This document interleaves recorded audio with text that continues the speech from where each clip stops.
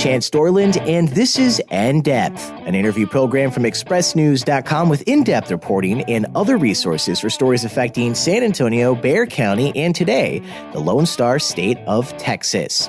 That's right, San Antonio Express News staff writer Allie Morris joins me now from Austin to discuss voter turnout and results from the 2018 midterm election, which of course is still grabbing some headlines depending on the story.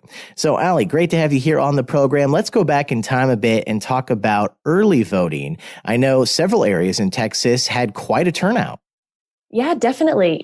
From the get-go, early voting really surged above past records. Usually we measure midterm results to past midterm results, but in some counties, they were really pushing presidential years, which tend to turn out far more voters.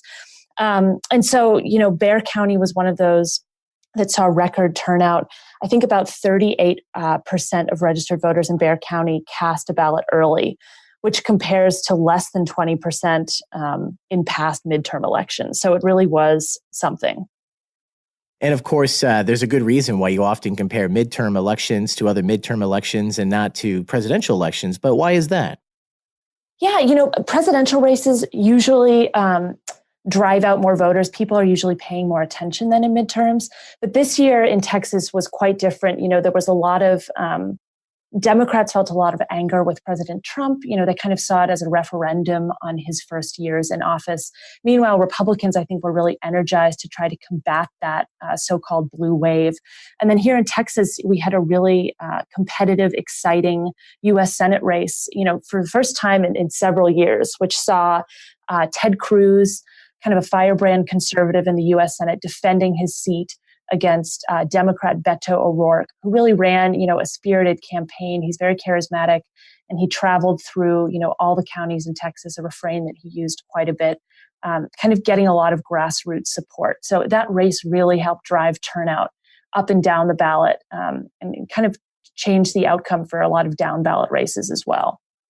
And so, of course, no matter the year, no matter the turnout, there's sometimes problems with early voting across the country, let alone in just Texas. Were there any of those problems with these bigger totals for 2018? Yeah, we did see some problems in early voting. At the start, there were a lot of college students who were really wanting to vote this year. They were really energized. And some of the big universities in the state didn't actually have polling sites on campus. And so students were threatening legal action. Some actually filed lawsuits trying to extend voting hours on campus. One of those was at Texas State University, where under the threat of lawsuit, the town opted to add more polling hours on campus because in the first few days of early voting, students complained of long lines snaking through the student center, and some had waits upwards of an hour to cast their ballot. And also, another problem that came out in early voting was some people complaining that when they tried to vote straight ticket, which means you kind of check a box and you vote solely for one party, candidates of the opposite party were selected on their ballot. And the Secretary of State said that those problems were the result of a user error. It occurred on these electronic voting machines that are used in about 80 or so Texas counties. And they said that if users spun this wheel and pressed a button at the same time, it could result in some of those problems, which were reported early on in the voting process. So that sounds like user error in the fact that you've done something that causes an error, but not necessarily something that, you like spilled coffee on the machine, something that could happen to maybe anyone.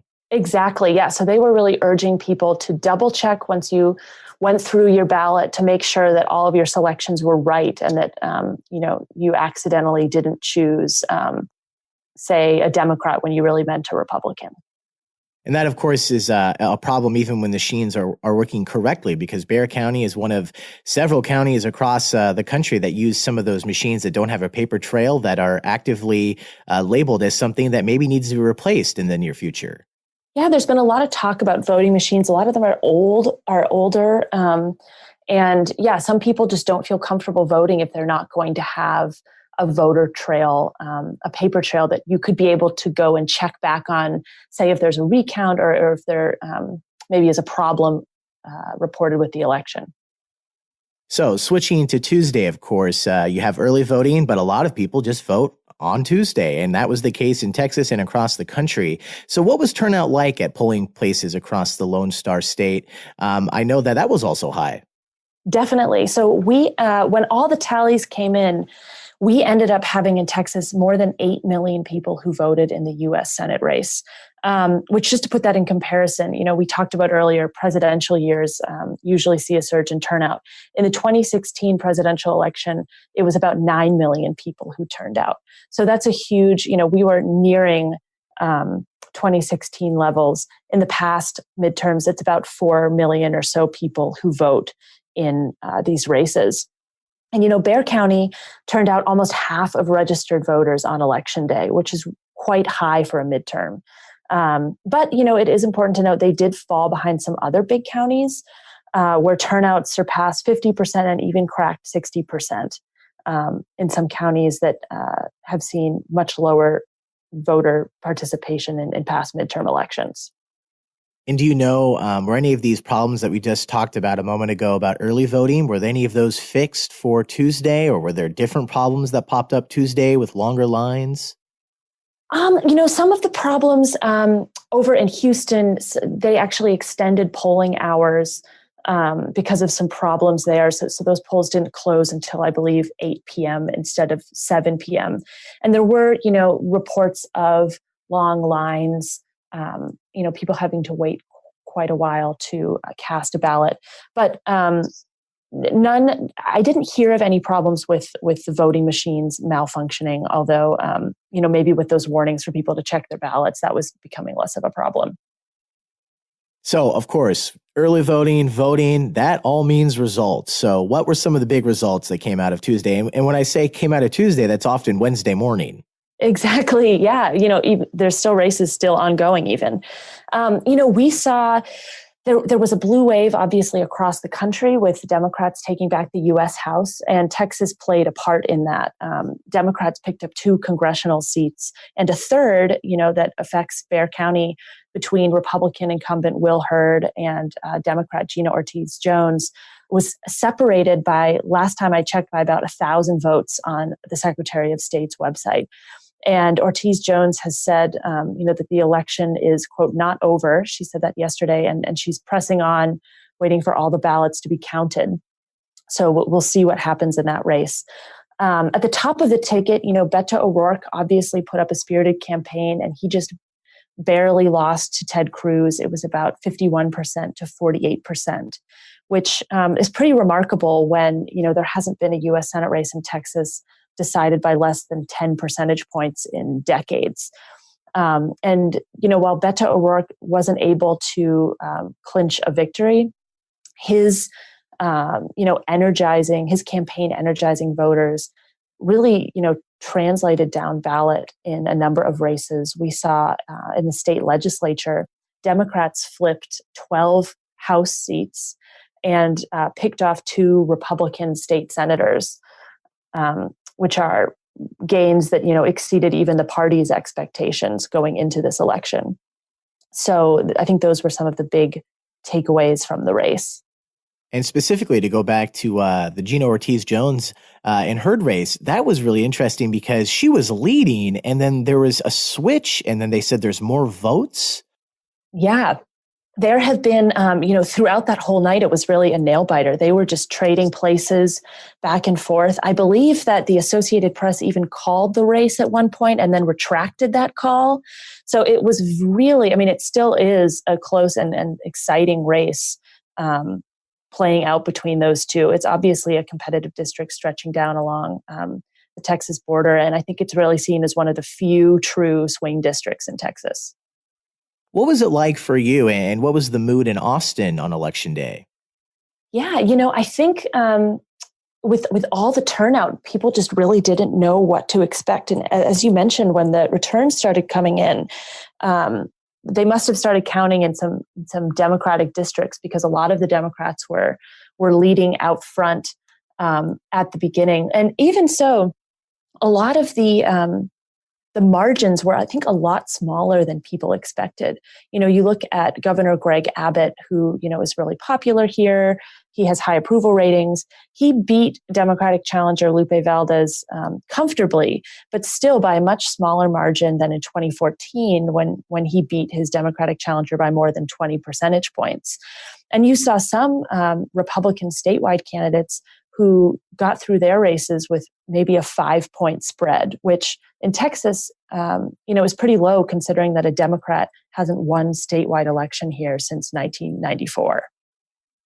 Talking about Democrats again and the blue wave that, has been on the tip of people's tongues for quite some time regarding this 2018 midterm election. How would you describe how overall Democrats did in Texas? How would you kind of just put that into words?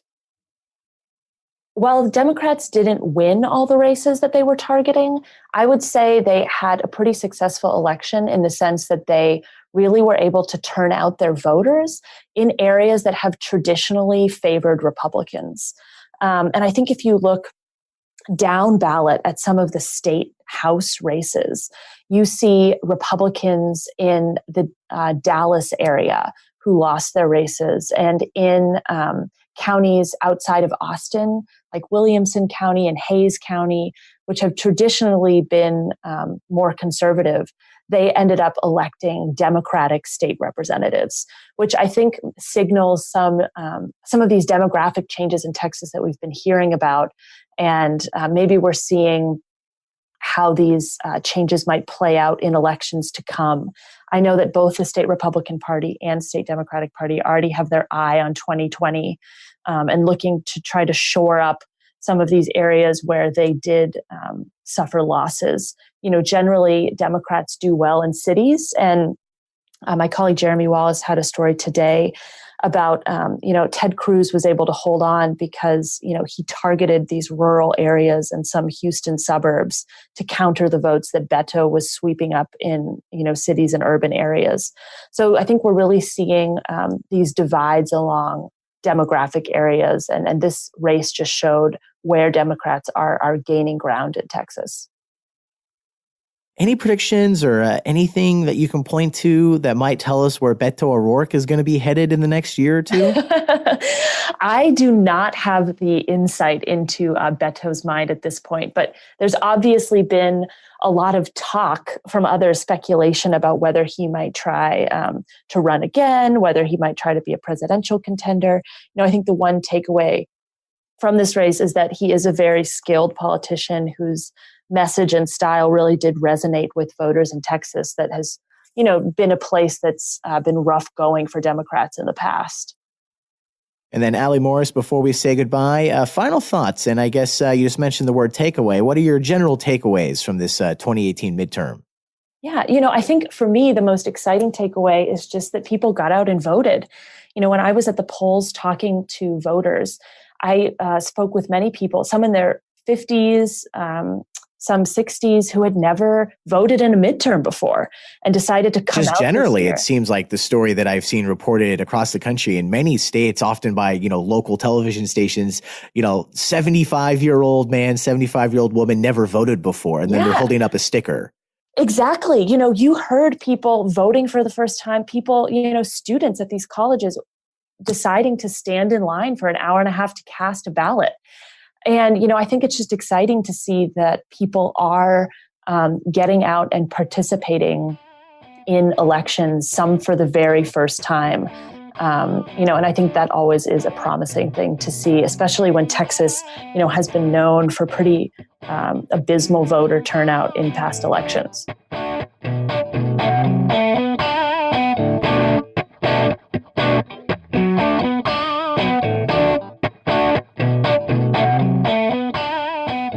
Big thanks to San Antonio Express News staff writer Allie Morris for joining me for today's episode of the In-Depth podcast from her office in Austin. Of course, we're an interview program from expressnews.com. For the San Antonio Express News, I'm Chance Dorland.